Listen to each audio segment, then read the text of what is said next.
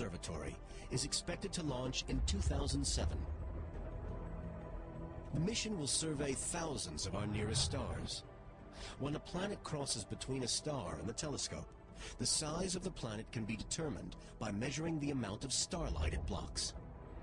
Scientists are optimistic they'll find at least 50 Earth-sized planets within 10 years of the Kepler telescope's launch. There is one group of scientists who've been looking for signs of alien life for over 20 years. We next travel to the SETI Institute in California, the birthplace of alien hunting. SETI is the search for extraterrestrial intelligence, and this is where some of the best minds in the world are engaged in a complex, sophisticated, long-term endeavor. We meet Seth Shostak, the Institute's senior astronomer. He's dedicated most of his professional life to searching for alien intelligence. My personal interest, of course, in SETI, I think that goes back to my childhood. I can remember when I was 10 years old buying these books about flying saucers. Shostak and his colleagues are searching for aliens by listening to the radio. It may seem basic, but radio is a powerful source of communication. Radio signals are energy waves, radiating out in every direction. As well as reaching your radio and TV sets, the signals also leak into space, and they have been doing that for the last 70 to 100 years. I have a dream today. That's one small step for man, one giant leap for mankind. Oh, you must think I'm a perfect idiot. Let's just hope our programs haven't put off any listening aliens. These radio waves are traveling outwards at the speed of light. It takes just over a second for a signal to reach the moon from Earth. Sounds fast, but given the interstellar distances involved, even the speed of light ends up seeming like snail mail. If we receive a message from the other side of our galaxy tomorrow, it would have been sent 100,000 years ago. That long ago on Earth, some early ancestors of ours were taking their first steps. 100,000 years later, we've at last become advanced enough to listen out for a message from the stars. But where is the best place to try? The answer? Arecibo in Puerto Rico, home to one of the world's largest radio telescopes. The Arecibo dish sits in a giant natural crater. It's a monumental 1,000 feet in diameter. This dish is so sensitive, it could pick up a cell phone as far away as Jupiter.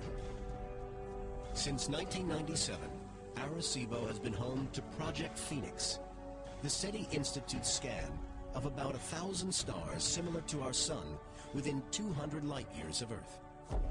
That's the cosmic equivalent of just looking in your backyard. But the search has to start somewhere. Millions of radio channels are scanned simultaneously. The universe is alive with radio noise, a sort of galactic white noise. But these signals, dramatic as they may be, are random natural events. SETI's electronic ears are tuned to hear signals made on purpose, signals that indicate life, something that stands out. A voice calling out through the background chaos of space. It would be a constant tone or a slowly varying tone, sort of like a flute tone, a very pure tone actually, in a sea of noise. I guess you could say it would be like playing a flute note while standing next to a waterfall. Naturally occurring signals are spread across a broad part of the spectrum. But an artificial transmission like a TV picture or radio broadcast is squeezed into a tiny part of the radio dial, a narrow band signal. We're just looking for the kind of signal that would tell us that somebody has built a transmitter. We're just looking for the evidence that their transmitter is on. After 40 years of listening out for a message, we've heard nothing. But this kind of search could take years. At the moment, we're just taking our first tentative steps. But is there anything else we can do? Naked Science next looks at a new form of interstellar communication. A light so bright, it burns 1,000,000 times brighter than our sun. We've learned that our galaxy is just one of billions in the universe. Scientists are now discovering new planets and solar systems. But so far, we've been waiting patiently for a message. If there are any aliens out there, it seems they've maintained radio silence. But maybe they're trying to contact us some other way.